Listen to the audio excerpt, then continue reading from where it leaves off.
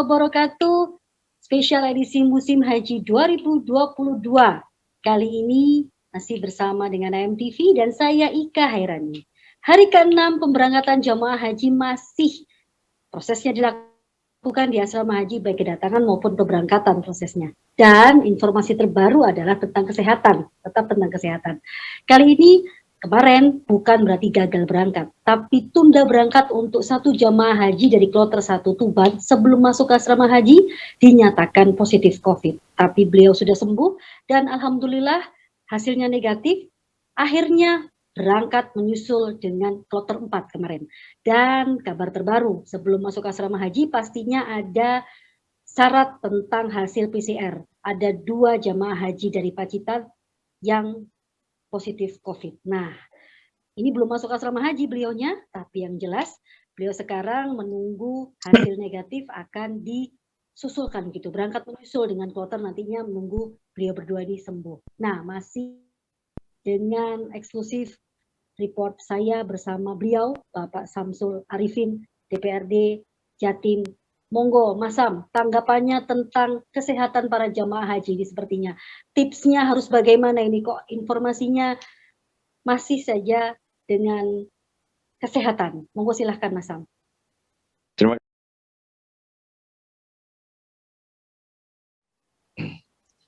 Dulur Mas Sam dimanapun semua berada dan seluruh masyarakat Jawa Timur khususnya yang jamaah haji tahun 2022 ini semoga senantiasa diberikan keselamatan, kesehatan oleh Allah Subhanahu wa Ta'ala. Tentu ini menjadi perhatian khusus bagi kita semua bahwa kesehatan ini menjadi hal yang sangat perhatikan karena ada satu orang terus kemudian dari Pacitan barangkali ada atau bahkan tidak menutup kemungkinan di beberapa daerah yang lain yang ini juga butuh serius kita perhatikan bersama-sama karena memang dianjurkan oleh Kakanwil Kemenak Jawa Timur beliau Kiai Haji Husnul Marom bahwa persiapan untuk pemberangkatan haji bagi seluruh warga jamaah haji tahun 2022 ini setidaknya mereka sudah mulai ini ya prepare ya mungkin seminggu sebelumnya ini sudah betul-betul disiapkan secara khusus kesiapan kesehatan itu termasuk mungkin bukan berarti kita mau menolak tamu yang orang yang hormat pada kita untuk keberangkatan kita, tapi kemudian kita juga harus membatasi dan kita juga belum tahu bahwa penularan itu juga bisa timbul dari siapapun di antara kita. Ya, bisa jadi yang namanya penularan bisa timbul dari orang yang datang ke kita, tamu yang OTG atau yang apa ya. Termasuk juga di akhir-akhir ini karena pandemi COVID sudah dianggap turun, sudah landai, maka tidak menutup kemungkinan kita juga akan kurang waspada. Nah ini yang mungkin dititik beratkan oleh beliau Pak Marom agar ini betul-betul dijaga sehingga jatah waktu 72 jam sebelum keberangkatan ya 72 jam sebelum keberangkatan sudah harus standby-kan, ini harus betul-betul dimaksimalkan. Artinya apa? Tes PCR, tes COVID swab ya yang disiapkan betul oleh jamaah ini diimbangi dengan keadaan dan kondisi tubuh kita. Nah, kalau kita sudah bisa menjaga jauh hari sebelumnya dan yang kedua memang harus kita harus tes sesuai dengan aturan kesehatan yang berlaku untuk jamaah haji. Tentunya ini menjadi sebuah tanggung jawab kita secara pribadi ya. Tanggung jawab kita secara pribadi bahwa ini menjadi pelajaran penting terutama bagi calon jamaah haji yang akan melaksanakan pemberangkatan di kloter-kloter berikutnya. Nah, yang kedua Eh, kita tetap harus menjaga stamina tubuh kita, bukan hanya dengan apa namanya vitamin atau yang sudah biasa kita konsumsi tiap hari, tapi juga ramuan-ramuan tradisional saya pikir juga harus diaktifkan kembali ya. Seperti halnya pencegahan COVID ketika awal-awal pandemi atau ketika pandemi sedang memuncak, ini kan masih banyak itu warga kita ini yang masih menggunakan ramuan-ramuan tradisional. Kenapa saya bilang ramuan tradisional?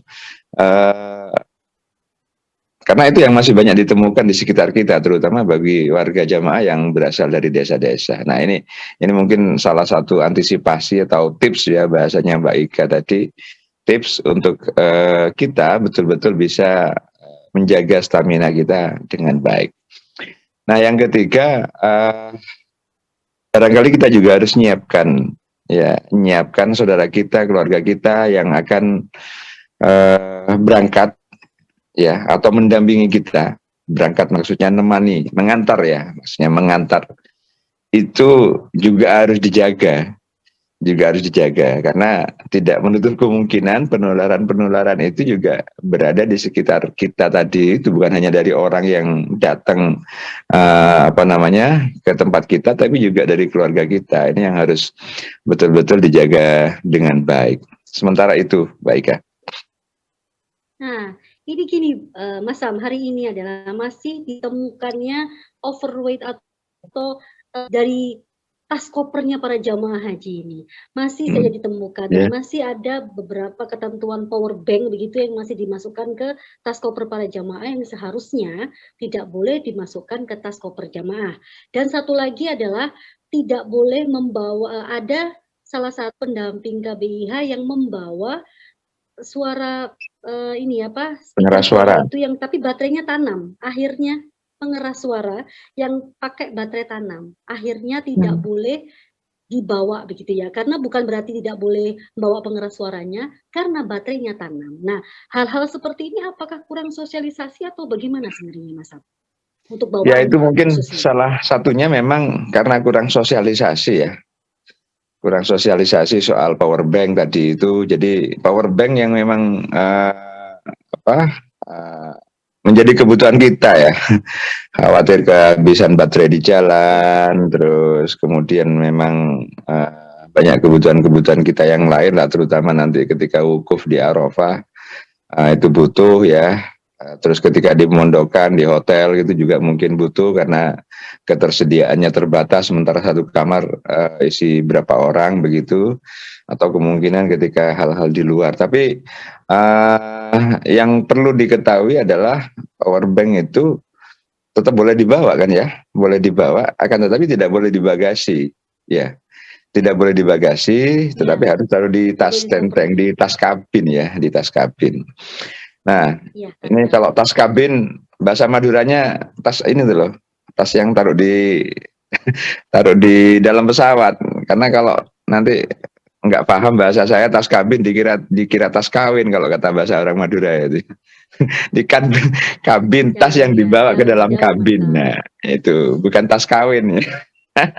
Itu yang boleh dibawa di tas kabin. Nah, itu pun memang harus memperhatikan berat tadi itu, sebagaimana disampaikan di beberapa manasik bahwa tas bagasi itu untuk keberangkatan maksimal 15 kg untuk keberangkatan. Nah, kemudian untuk tas kabin itu 5 kg untuk keberangkatan. Nah, nanti pulangnya itu bisa tas kabin itu 7 kg dan tas bagasi itu 30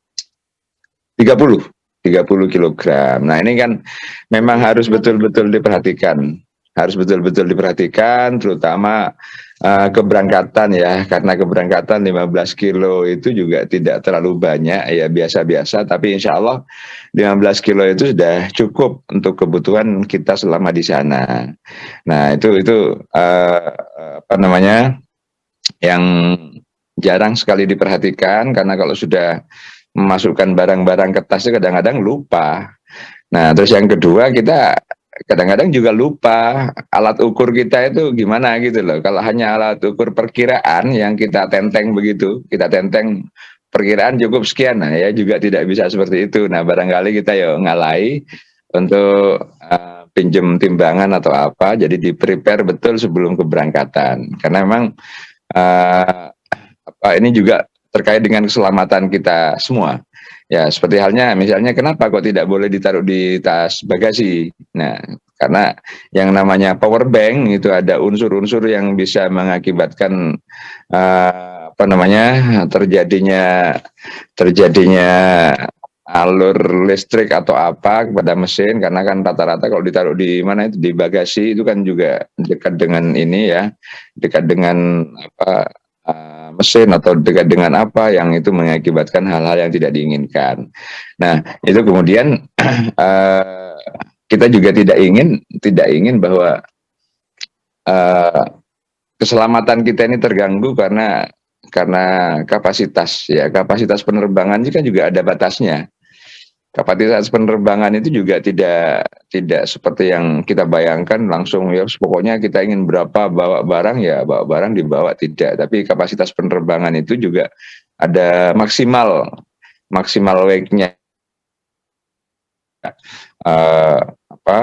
batasan yang sudah diberikan oleh pemerintah itu saya pikir sudah melalui banyak pertimbangan dan aturan-aturan penerbangan internasional. Nah, ini yang kemudian menjadi sesuatu yang harus kita sosialisasikan bersama bahwa hal-hal yang sudah ditentukan oleh pemerintah itu tidak serta-merta karena keinginan pemerintah saja, tapi juga menyesuaikan dengan aturan. Terus yang kedua tadi soal mikrofon yang pakai baterai tanam ya, karena pengeras suara yang pakai baterai tanam ya, itu memang ya tadi itu hampir sama dengan ini tadi, hampir sama dengan power bank tadi itu misalnya ya, hampir sama dengan power bank. Saya tidak tahu efek daripada baterai tanam dan baterai tidak tanam itu seperti apa, tapi yang jelas itu sudah orang aturan penerbangan yang sudah betul-betul paham soal itu. Akan tapi memang mungkin harus disiasati bagi KBIH karena memang itu butuh banget ya, terutama karena memang membimbing jamaah, karena memang membutuhkan untuk bisa jamaah itu terkoordinasi dengan baik. Karena ketika pelaksanaan, misalnya saya ngasih contoh, ketika pelaksanaan wukuf di Arafah, khutbah Arafah itu ya juga butuh, sehingga memang itu menjadi salah satu kebutuhan KBIH. Nah, ini yang kemudian menurut saya KBIH juga harus melakukan konsultasi dengan pihak Kemenak atau dengan pihak penerbangan maskapai. Karena apa? Kebutuhan kita, tapi ini juga harus kita tertib gitu loh, harus kita tertib sesuai dengan aturan yang berlaku. Ya kita tetap butuh, itu harus dibawa, tapi mungkin harus dikonsultasikan terlebih dahulu, jangan sampai ini berpersoalan. Karena ketika ini berpersoalan di embarkasi saja, maka nanti ya eman-eman juga ketika di sana juga kita sangat membutuhkan itu. Atau kalau memang kita lebih pilih yang paling aman banget ya, ya udah nggak usah bawa speaker dari sini, nggak usah bawa alat pengeras suara dari sini, tapi nanti beli di sana. tentunya harus mengeluarkan tambahan biaya ya. Nah mungkin ya monggo lah, yang terpenting kita maksudkan tujuan dari semuanya ini untuk semua keselamatan jamaah haji kita dan untuk kita semua. Oke, matur nuwun waktunya Mas Sam. Semoga terima kasih, baik ya semua dan juga pemirsa MTV ini tentang kesehatan dan tentang masih kelebihan bagasi gitu ya. Ya, semoga ini ya barangkali ya. Sehat-sehat Mas Sam. Terima kasih ya, terima kasih. Ya, oke. Saya akhiri. Wassalamualaikum warahmatullahi wabarakatuh. Waalaikumsalam warahmatullahi wabarakatuh. Jangan lupa subscribe, like, share, komen, dan bunyikan loncengnya. Akun channel YouTube Samsul Arifin Masam. Diwala-wale tetap Masam. Wassalamualaikum warahmatullahi wabarakatuh.